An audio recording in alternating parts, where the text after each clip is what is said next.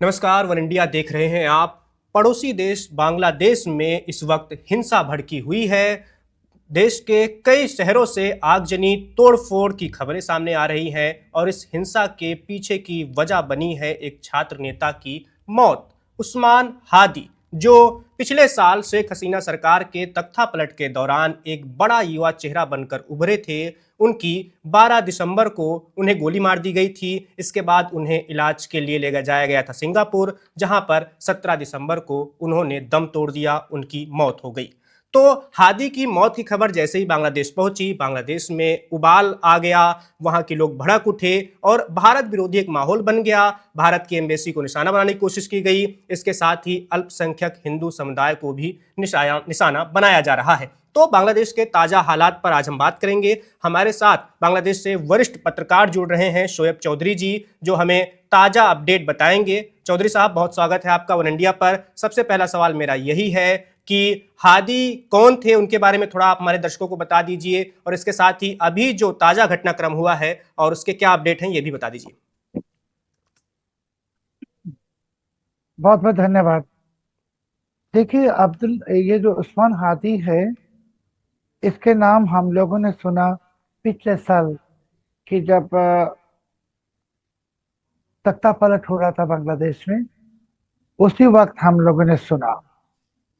And Usman Hadi ने जो बांग्लादेश में पॉपुलर हो गई, भारत खिलाफ नारा लगा के, और स्लैंग्स नारा भी लगा रहे थे। अभी ये उस्मान हादी ने जो कई दिन पहले एक ऑर्गेनाइजेशन खुला, इसके नाम है इनकिलाब कल्चरल सेंटर। और इनकिलाब कल्चरल सेंटर की मेन एजेंडा थे कि बांग्लादेश में एंटी इंडिया सेंटीमेंट को स्प्रेड करे। बाद में आप जानते हैं कि जब भी बांग्लादेश में ये 12 फरवरी के चुनाव की घोषणा हुआ, उसी वक्त हादी ने ढाका 8 आसन में उसके कैंडिडेट घोषणा की, इंडिपेंडेंट। और बाद में आप जानते हैं कि कैसे उनको गोली मार दिया गया खुलेआम सड़कों में और काल उनकी मृत्यु हो गई सिंगापुर। जैसे ही हादी की मृत्यु की खबर आया, कोई रिएक्शन नहीं थे। मगर जब यूनुस भाषण दी, उसी वक्त से पूरे देश में ये टेररिस्ट एक्टिविटी शुरू हो गई। भारतीय हाई कमीशन में अटैक हुआ, डिप्टी हाई कमीशन में। इंदिरा गांधी कल्चरल सेंटर को बर्बाद, तोड़फोड़ दी, आग भी लगा दी। बांग्लादेश की 2 फ्रंट मेकिंग पत्र, न्यूज़पेपर, डेली स्टार, प्रथम आलो, इसके दफ्तर को आग लगा दी। और एक इंग्लिश डेली न्यू एज, इसके संपादक को पिटाई की। भालुका में, मयमनसिंह में, एक हिंदू युवक को 30 साल की उम्र की, उनको जिंदा जला दी। चिटागोंग में भारतीय असिस्टेंट हाई कमिश्नर साहब के दफ्तर में पत्थरबाजी की। बांग्लादेश में ढाका सिटी में छायानट नाम के एक कल्चरल सेंटर है, जहां छात्रों को संगीत सिखाते थे, उसको भी आग लगा दी। सो और शेख हसीना जी की जो बंगबंधु की जो मकान जो पहले से ही तोड़ दिया फरवरी में ही, उसको फिर से तोड़ा। चौधरी सबसे साहब, बड़ी लोग कह रहे हैं कि बार बार भारत पर ही क्यों सवाल उठने लगता है। बांग्लादेश में पिछले 1.5 साल में जो कुछ हो रहा है उसका आरोप सीधे भारत पर मढ़ दिया जाता है। हादी की मौत को लेकर भी कहा जा रहा है कि इसमें भारत की एजेंसियों का हाथ है। वही मैं एक्सप्लेन करना था, करने की कोशिश कर रहा था आपको, जी। कि कल बंगबंधु के घर में अटैक हुआ रात को 1:30 बजे। 1:30 हुआ, बुलडोजर पहुंच गई। बुलडोजर तो सरकारी होता है। तो बुलडोजर किसने दिया? यूनुस के तानाशाह ने दिया। और यूनुस ये सारे देश में एक एंटी इंडिया नैरेटिव को खड़ा करके पूरे देश में एक हंगामा मचा के बाद में इसने जो 12 फरवरी के चुनाव की घोषणा की, वो चुनाव को टालने की कोशिश में है। क्योंकि यूनुस के कोई मानसा है नहीं चुनाव की। वो 50 साल तख्ते पे रहने की वो आप देखते हैं। इसके उनकी उम्र ही उम्र है 85 साल है, तो 50 साल कैसे सत्ता में रहेंगे? 88, 88। जी। तो 88 साल उम्र है, वो 50 साल, वो खुद ने ऑन रिकॉर्ड कहा है अमेरिका में जब गए थे मेहदी हसन को एक इंटरव्यू में। 50 साल ये बड़ा बात नहीं है। एक बंदा जिसके 88 ईयर्स की उम्र है, वो 50 साल तख्ते पे रहने की ख्वाहिश है, तो ये कितनी एक बेलाज खराब इंसान है, दानव जैसे आदमी है। और मैं एक चीज आपको बताता हूँ, अभी बांग्लादेश में 4:45 बज रहा है। अभी से तकरीबन सवा घंटे बाद हादी के डेड बॉडी ढाका में आएगा। और अभी आप देखेंगे, मैंने ट्वीट किया कि ढाका की सड़कों में लाखों युवा और इस्लामी और माद्रसा के छात्र ये आ गए सड़कों में, नारा तकबीर, अल्लाह अकबर नारा लगा रहे और भारत के खिलाफ भी नारा लगाए।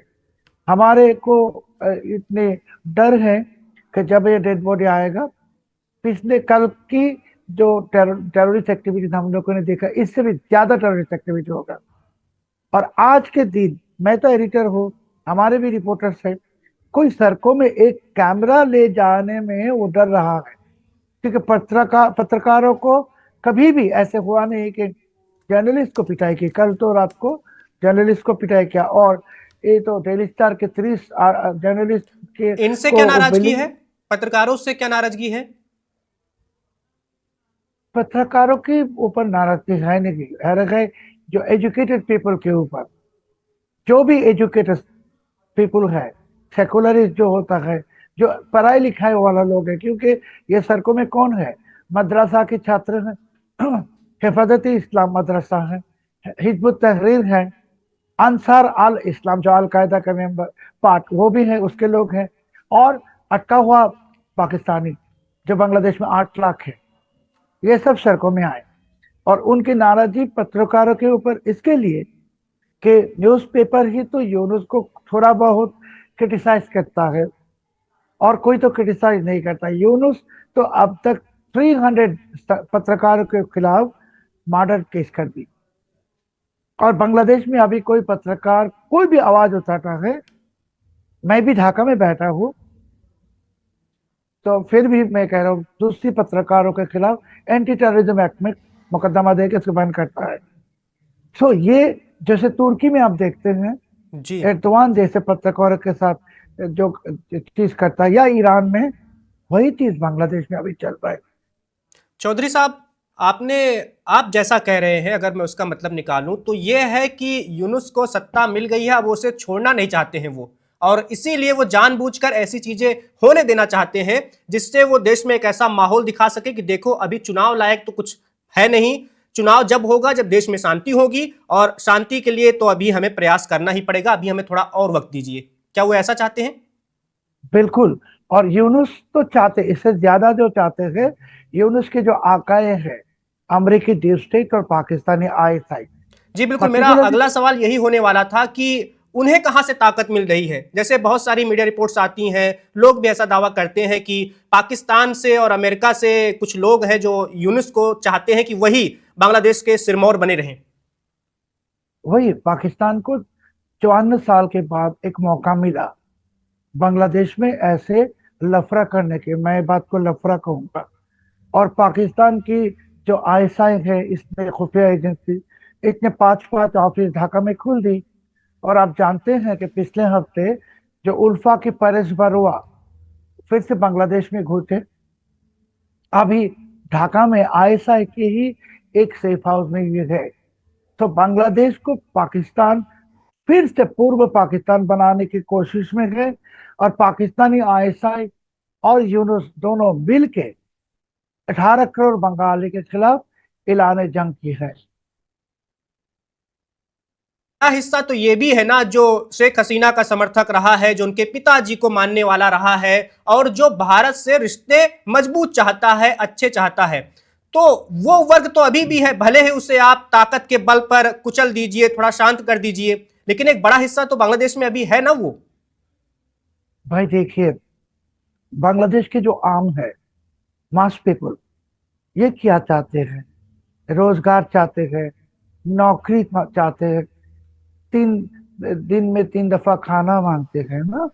सो बांग्लादेश में अभी 16 महीने में हालत क्या हो गया, 60 लाख लोग, 60 लाख 6 मिलियन बेरोजगार हो गई, हमारे इकोनॉमी बिल्कुल ही बर्बाद हो गई, हजारों फैक्ट्रियां बंद हो गई। तो यह अवामी लीग की बात है नहीं, आप आम जनता जो है बंगाली, इसके बात सोचिए कि वो समझ रहे हैं अभी कि इस सबको, हम लोगों को यूनुस ने, पाकिस्तानी आईएसआई ने मिलके नर्क में डाल दी, जहां ना तो कोई काम मिल रहा है, ना रोजगार है, और 8.4% इन्फ्लेशन है चीजों की। लेकिन चौधरी साहब, अभी हम एक डेढ़ दो साल पीछे ही जाए तो बांग्लादेश की आर्थिक प्रगति की काफी चर्चा हो रही थी वैश्विक समुदाय में। लोग सराह रहे थे कि देखो हसीना के नेतृत्व में किस तरह से बांग्लादेश एशिया में आगे बढ़ रहा है बाकी देशों की तुलना में। लेकिन अभी स्थिति बिल्कुल उलट हो गई है। आपको दुख नहीं होता ऐसी हालत देखकर? देखिए, बांग्लादेश की जो 2 साल पहले जो सिचुएशन थे, हमारे पर कैपिटा इनकम भारत के बराबर या भारत से भी ज्यादा हो गई। पाकिस्तानी रो रहे थे बांग्लादेश की हालत देख के, मगर हमें तो दुख नहीं हो रहा है, हमें गुस्सा हो रहा है। गुस्सा 18 करोड़ बंगाली को गुस्सा हो रहा है कि हम लोगों को अमेरिकी डीप स्टेट और पाकिस्तानी आईएसआई मिलके बांग्लादेश को हाईजैक किया है। अभी बांग्लादेश बंगाली के हाथ में नहीं रहा, जैसे कि 71 से पहले बांग्लादेश जैसे पाकिस्तानियों के हाथ में थे, फिर से बांग्लादेश पाकिस्तानी के हाथ में चले गई। और मैंने 1971 के 25 मार्च के जो पाकिस्तानी का ऑपरेशन सर्च लाइट थे, उस वक्त मैं बच्चे थी, मगर मैंने देखा। कल जो चीज देखा सारे ढाका सिटी में, देख के मुझे वो 71 का 25 लेकिन मार्च याद आ गई। चौधरी साहब, जो दुखद बात है कि जो युवा पीढ़ी है, जो भी 25-30 साल के युवा हैं, उन्होंने वो दौर नहीं देखा है कि कैसे जब पाकिस्तान का हिस्सा हुआ करता था बांग्लादेश, तो पाकिस्तानी सेना क्रूरता करती थी, हर चीज थोपने की कोशिश करती थी, सारे फैसले इस्लामाबाद से लिए जाते थे, लाहौर से लिए जाते थे, और कहा जाता था कि आपको मानना ही पड़ेगा क्योंकि हम ऐसा चाहते हैं। लेकिन जो युवा लोग हैं उन्होंने ऐसा देखा नहीं है। उन्हें तो बस भर दिया जाता है उनके कान में, या उन्हें ऐसा कह दिया जाता है कि देखो हमें भारत से लड़ना है, भारत में कैसा हमारे मुस्लिम भाइयों के साथ कर रहे हैं। तो वो इन सब चीजों में फंसे हुए हैं। आप लोगों की जिम्मेदारी है जो थोड़ा उस दौर को देखे हुए हैं, 50 साल से ज्यादा जिनकी उम्र हो गई है, उन्हें बताना चाहिए युवाओं को कि भैया पाकिस्तान कैसा देश है। देखिए, ये हमारे फेलियर नहीं है, हमारे जो लीडरशिप थे, पहले हसीना जी थे और भी थे, इन लोगों के फेलियर है। दूसरी बात है, मैं एक इम्पोर्टेंट बात आपके ध्यान में लाना चाहता हूँ, आपके अपने अटेंशन में, सॉरी, कि कल जो सड़कों में अपने लोगों को देखा, ये हमारे बंगाली शक्ल है। अब कल के रात के लोगों की शक्ल देखिए, इसको बंगाली लगता है शक्ल से? ये सब के सब अटका हुआ पाकिस्तानी है, जिसको हम बिहारी कहते हैं, अटका अटका हुआ हुआ पाकिस्तानी। पाकिस्तानी, थोड़ा इसे आप 8 विस्तार से लाख बताएंगे? 8 लाख बांग्लादेश में स्टैंडर्ड पाकिस्तानी थे, 8 लाख, जो 1971 की हमारे इंडिपेंडेंस के बाद कहा कि ये बांग्लादेश को मानते नहीं, ये पाकिस्तान वापस जाना चाहते हैं। जो आए थे भी पाकिस्तान से, जब ये पूर्व पाकिस्तान थे, 8 लाख। और आप सड़कों में चेहरा देखिए, शक्ल देखिए, आप बंगाली शक्ल जरूर समझते हैं, पहचानते हैं। आप देखिए शक्ल से ये बंगाली लगता है? नहीं लगता है। मेरे तो जन्म हुआ ये ढाका सिटी में। मैंने तो कल की जो मॉब्स है, मॉब्स की शक्ल देखा, फेस देखा, ये तो ज्यादा से ज्यादा अटका हुआ पाकिस्तानी है, और कोई इसमें मदरसा की स्टूडेंट है, टीचर थे, और अंसार अल इस्लाम, तो अलकायदा है। ये सब मिलके अभी सड़कों में आए, ये बंगाली है नहीं। मगर मैं आपको एक बात कहना चाहता हूँ कि आज जो 6 बजे के बाद जो होने वाला है, बहुत हंगामा होगा, एक्सेप्ट हमारा डर है, मगर सॉरी, इसके कारण हो सकता है कल तक बांग्लादेश में स्टेट ऑफ इमरजेंसी डिक्लेयर हो सकता है। और ये बड़ी बात कह रहे हैं आप। इतने कुछ के बाद, ये आपके चैनल के लिए मैं एक्सक्लूसिवली कहना चाहता हूँ कि इतने कुछ के बाद बांग्लादेश आर्मी शायद 2-3 दिन में इंटरवीन करेगा इसके लिए, क्योंकि ये जो धीरे धीरे बढ़ रहा है, ये बाद में आखिर में आर्मी को भी अटैक करेगा। पुलिस को अटैक करना शुरू कर दिया। अगर अभी सेना को हस्तक्षेप करने की नौबत आती है तब भी यूनुस की सत्ता बरकरार रहेगी?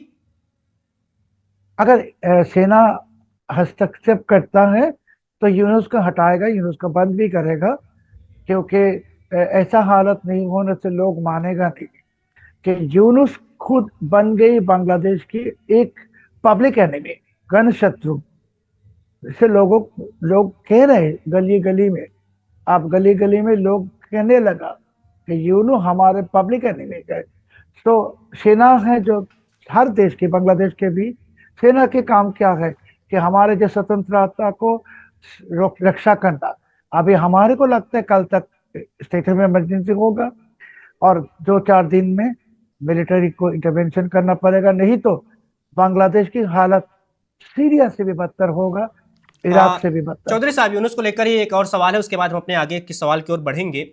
क्या अभी भी उनकी वही हीरो वाली छवि बनी हुई है जैसे 1.5-2 साल पहले हुआ करती थी कि कैसे बांग्लादेश का नाम पूरे विश्व में वो बढ़ाते हैं, वो एक ख्याति प्राप्त है, गर्व लेकर लोग बोलते थे उनको? तो क्या वही हीरो वाली छवि अभी भी बनी हुई है यूनुस की, या उसको थोड़ा बहुत झटका लगा है? मैं आपके सवाल के जवाब ऐसे दूंगा कि यूनुस तो कभी हीरो थे नहीं, एक मास्क पहना हुआ था अच्छे आदमी का, मगर मास्क अभी उतर गया अब। लोग उतर किया और लोगों को अभी शैतान दिखाई दे रहे, हैवान दिखाई दे रहे। और यूनुस बांग्लादेश को जो लूट रहा है, ये बांग्लादेश के जो रिक्शा चलाता है, रिक्शा वाला, वो भी समझ गए कि हमारे देश को बेचने की कोशिश में बेच रहा है। तो जैसे मैंने कहा कि यूनुस जब तख्ते से हटेगा, जब भी हटेगा, हमारे को पता नहीं इसका हालत क्या होने वाला है। मगर बांग्लादेश आप देख रहे हैं, बांग्लादेश इज बर्निंग, बांग्लादेश क्या जल रहा क्या है। आप ये कहना चाहते हैं कि यूनुस जब सत्ता से हटेंगे तो सीधे जेल जाएंगे? जेल जाने के लिए आपको जिंदा रहना पड़ेगा। चलिए, चौधरी साहब, एक दो छोटे छोटे सवाल और हैं, उनका जवाब आपसे ले लेते हैं। हिंदुओं का क्या होगा, जो बांग्लादेश में एक अल्पसंख्यक समुदाय है, बड़ी संख्या है उनकी, और आए दिन कोई भी घटना होती है, एक कट्टरपंथी समूह है जो लाठी डंडा लेकर दौड़ पड़ता है हिंदू बस्तियों में, हिंदू महिलाओं के साथ अत्याचार करता है, पुरुषों के साथ करता है, और आपने अभी वो युवा की बात बताई जिसे जिंदा जला भी दिया गया। हिंदुओं को टारगेट क्यों किया जा रहा है इतना ज्यादा? हिंदुओं को टारगेट तो इस देश में, इस this part of the world में 1947 के 14 अगस्त से शुरू हो गया, जब पाकिस्तान नाम की एक नर्क का जन्म हुआ। उस वक्त से ये शुरू हुआ अत्याचार हिंदुओं के ऊपर। 14 अगस्त 1947, वही अत्याचार आज तक चल रहा है। मगर हमारे को लगता है कि अब ज्यादा जब अत्याचार करते हो किसी के ऊपर, वो जागता है। अभी हिंदुओं की जागने की वक्त आ गई, बांग्लादेश की हिंदू जागेगा, जागेगा, जाग रहा है। और पाकिस्तानी की नजर में हम बंगाली सब हिंदू है, क्योंकि 1971 के जो हमारे जंग है, इसको पाकिस्तानी ने कहा था कि ये मुसलमान के खिलाफ हिंदू की जंग है। तो पाकिस्तान की नजर में हम सब हिंदू है, पूरे बंगाली 18 करोड़। हमारे ये आशा है कि 18 करोड़ बंगाली इसमें हिंदू है, सब है, बंगाली है। जी जी। क्या आपके धर्म के बात छोड़ दीजिए, सब बंगाली एक साथ होके खड़ा होना पड़ेगा। और आपने जो कहा हमारे अल्पसंख्यक लोगों के ऊपर जो अत्याचार चल रहा है, जैसे पॉपुलेशन थे 35%, अभी हो गई 9%। आपको एक इंफॉर्मेशन में देता हूँ, हमारा 71 की जो जंग हुआ, 30 लाख शहीद, उसमें तो 27 लाख हिंदू थे, 5-6 लाख माँ बहन की इज्जत गया, इसमें 90% हिंदू थे। तो ये देश को हिंदू ने पैदा की, हिंदुओं ने जान दे के, और ना सिर्फ इज्जत दे बांग्लादेश के। के हिंदू बल्कि भारत के भी हिंदुओं ने शहादत दी है, अपनी जी, कुर्बानी दी है बांग्लादेश के निर्माण में। 14,000, 14,000 से लेकिन ज्यादा भारतीय सेना उनकी जान की कुर्बानी दी बांग्लादेश के लिए। जी चौधरी साहब, लेकिन आप तो ये भी कह रहे हैं कि नया पाकिस्तान बन रहा है बांग्लादेश। नहीं, मैंने ये कहा नहीं कि नया पाकिस्तान बन रहा है, मैंने कहा नया पाकिस्तान बनाने की कोशिश कर रहा है पाकिस्तानी आईएसआई और यूनुस। मगर मैंने वो एक बात और भी कहा कि बांग्लादेश कभी पाकिस्तान बनेगा नहीं। हम लोगों ने एक गलत की 71 में कि पाकिस्तान के 93,000 ऑफिसर्स को वापस जाने दिया, इसको मार डालना चाहिए था, मगर वक्त आगे बल जल्द आगे। हम इस बांग्लादेश में पाकिस्तान के जितने नाजायज बच्चे हैं, दलाल है, मर्सिनरीज है, सबको यहाँ आ, दफनाएंगे। चौधरी साहब, अब थोड़ा हसीना और खालिदा जिया पर बात कर लेते हैं। अवामी लीग का संगठन तो पूरी तरह कुचल दिया गया है बांग्लादेश में, क्या वो चुनाव में भाग ले पाएंगे? ये अवामी लीग जानते हैं, मैं नहीं जानता हूँ। मैं तो ये भी नहीं जानता हूँ कि अवामी लीग पॉलिटिक्स में वापस आने की इनके इच्छा है कि नहीं है। आप जानते हैं कि अवामी लीग के सारे लीडर्स, ज्यादा से हजारों लीडर्स भारत में गए, शरण लिया है, और सिर्फ शेख हसीना जी ही बात कर रहे हैं। बाकी जो लीडर्स है सब चुप बैठे हैं। तो हमें ये, मुझे पता नहीं अवामी लीग के मंशा क्या है, मगर चुनाव अगर होता है तो जरूर अवामी लीग को पार्टिसिपेट करना देना पड़ेगा।